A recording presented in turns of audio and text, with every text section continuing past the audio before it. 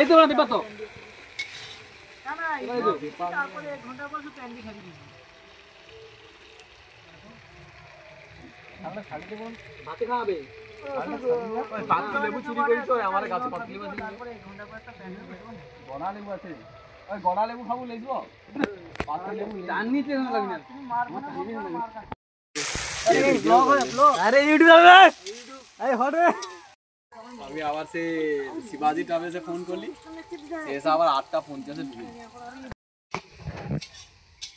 আনে গাই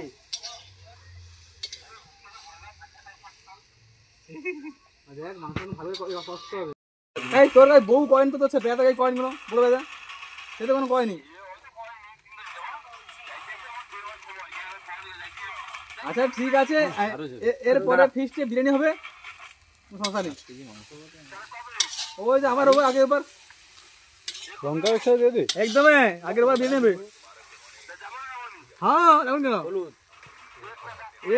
এ বিরিয়ানিটা পাপন দেয় সার্ভিস পাইছে তাই পাইছে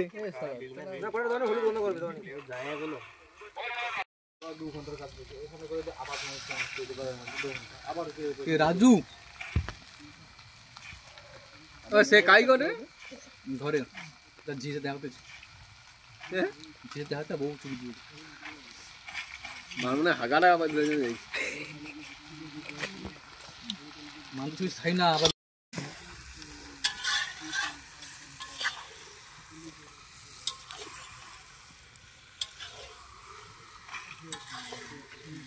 কারণ মাংস ভালো করবো কারণ আমার লাগবে বেশি টাইম হয়নি 9টা বাজে